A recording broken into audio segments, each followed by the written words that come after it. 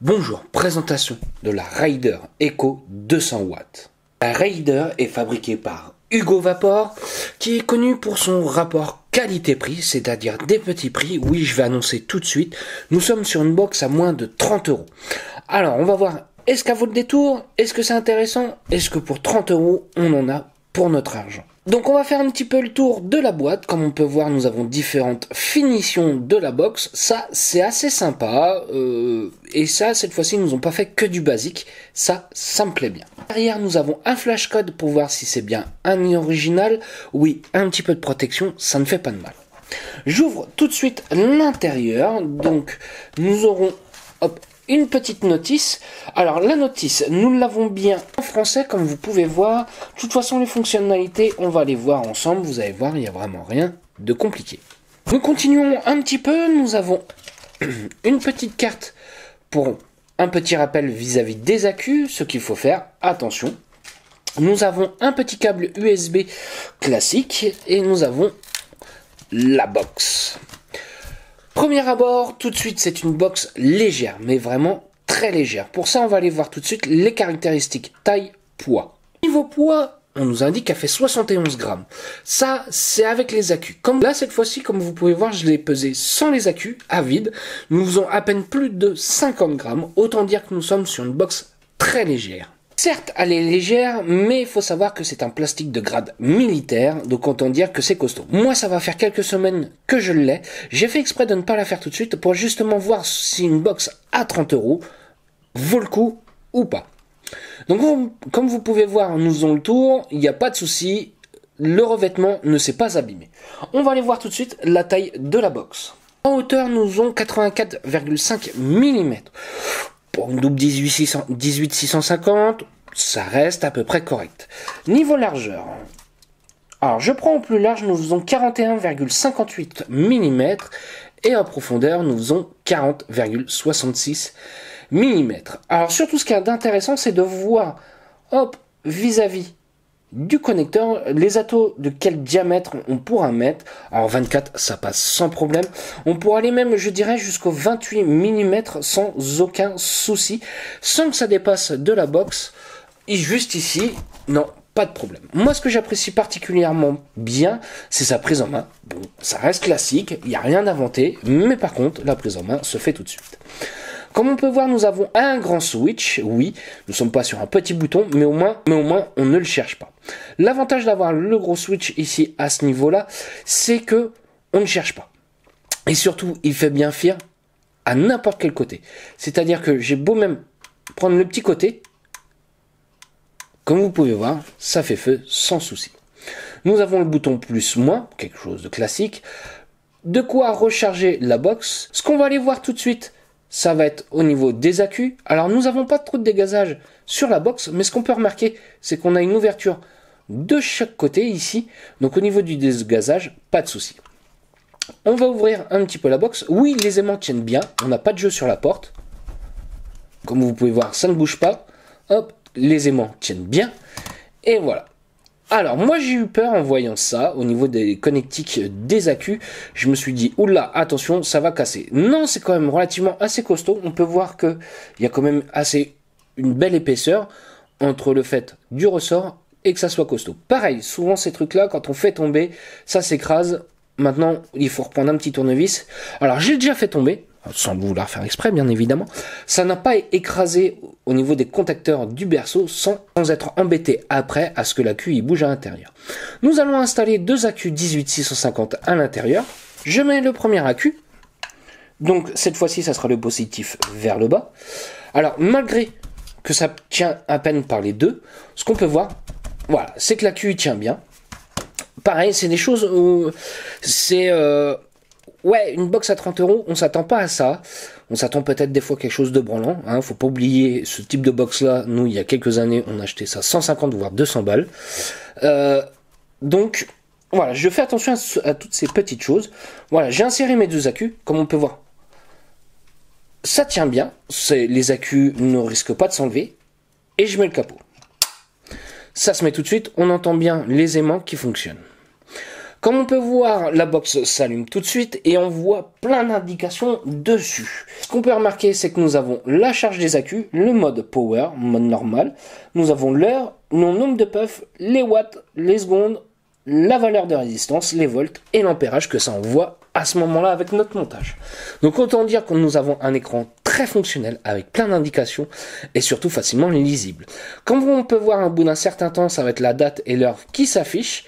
Alors ne prenez pas en compte la date et l'heure qu'il y a en ce moment, nous ne sommes pas du tout cette date-là. Nous allons installer un petit atomiseur dessus pour pouvoir faire les réglages. Donc j'ai installé un petit atomiseur, comme vous pouvez voir c'est un 24 mm et on a encore de la place.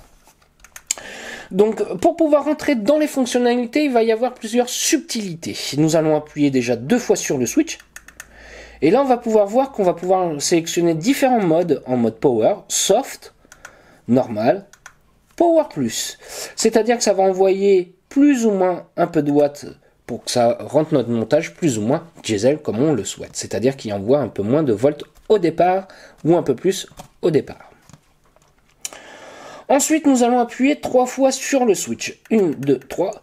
Et là, voyons que nous avons le mode Power, donc c'est-à-dire le mode Watt. Nous avons le mode contrôle de température en INI 200, Titane, SS, Bypass.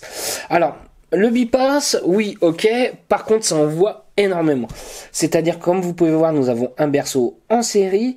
Et du coup, voilà, comme vous pouvez voir, ça m'envoie 8 volts 4 quand les accus sont en pleine charge. Autant dire que c'est un mode bypass, ouais, certes, mais attention, c'est un mode bypass série. Nous allons appuyer 3 fois sur le switch, 1, 2, 3. Nous allons continuer un petit peu, nous avons le mode CI, c'est un peu un mode curve, c'est-à-dire qu'on va pouvoir sélectionner d'envoyer plus ou moins, sur un certain nombre de temps, ce que l'on souhaite au niveau des watts. C'est un petit mode assez sympa, ça commence à bien se démocratiser sur ces box-là. Alors, une box à 30 balles, je ne m'attendais pas à voir ça. Donc, je continue un petit peu. Donc, comme vous voyez, nous sommes revenus au mode Power. Et nous avons encore un autre menu. Oui, nous avons encore un autre menu. Ça ne va pas être simplement de passer en watts, contrôle de température ou bypass. Pour ceci, il faudra appuyer sur le switch et le bouton plus. Comme vous pouvez voir, nous avons, voilà, plusieurs fonctionnalités. Time set, c'est ce qui va pouvoir permettre de régler l'heure, par exemple.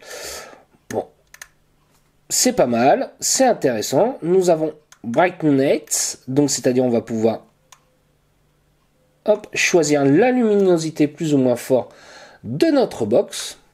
Donc ça va pouvoir aussi en même temps pouvoir permettre d'utiliser plus ou moins nos accus quand la box est en route avec la lumière. Puff Counter, c'est ce qui permet de remettre à 0 le nombre de puffs. Nous avons un mode style, nous avons un TCA 7. Alors là, ça va être la configuration du fil selon le contrôle de température que l'on souhaite. Je trouve ça assez intéressant. Hein. Honnêtement, moi, on va pouvoir sélectionner complètement. Défaut, c'est-à-dire de remettre au réglage d'usine et après le mode exit pour revenir au départ. Comme on peut voir, j'ai une résistance à 0,26 ohms en double coil. Hein, on se fait un petit peu de plaisir en ce moment, un petit peu de nuage. Ce qu'on va voir tout de suite en mettant un 60 watts si la box est réactive dès qu'on switch. Comme vous pouvez voir, ça switch plutôt pas mal, c'est assez réactif. C'est ce que je disais maintenant, c'est qu'avec au niveau de ce switch là, on va pouvoir faire FIR à n'importe quel endroit. Je fais exprès de prendre le bas du switch, où on pourra faire aussi sur le côté, et vous verrez que oui, ça fonctionne de n'importe quel sens. Donc oui, c'est un petit switch plutôt agréable, je trouve, avec un clic-clic, mais au moins, ça permet de mettre un petit peu de sécurité. Pour pouvoir verrouiller la box, il suffira de faire plus, moins.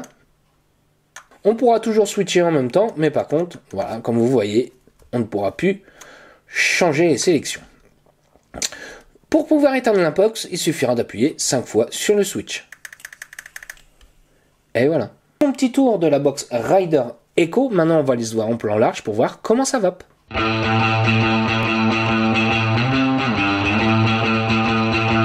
Voilà ce que nous donne la Rider dans la main. Oui, format classique, on est d'accord, on l'a déjà vu, mais voilà. Allez, moi j'aime bien me faire un petit nuage. Allez, je me mis la box à 60 watts et on va voir tout de suite si elle est réactive.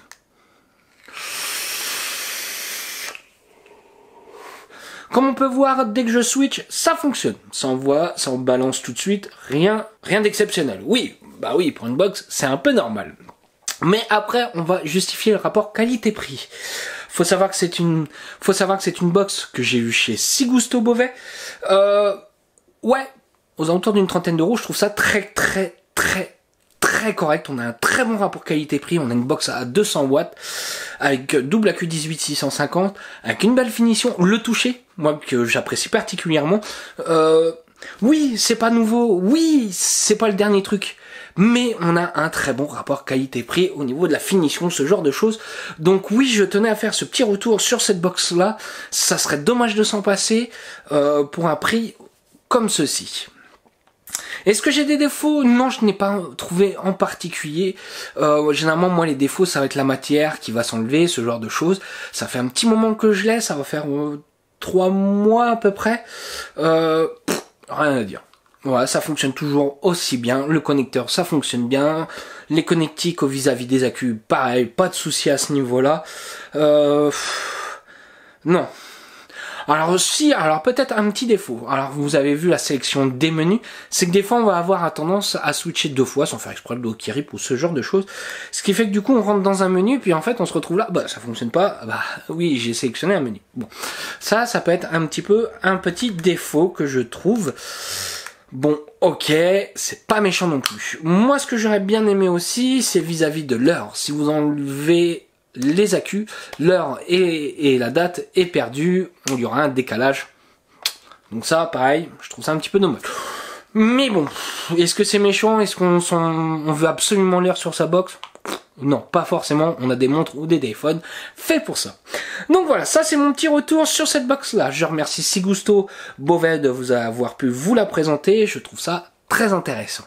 Allez, sur ce, si vous avez des questions, j'y répondrai avec un grand plaisir. Je vais vous souhaiter une bonne journée, une bonne soirée ou un bon week-end. Salut à tous.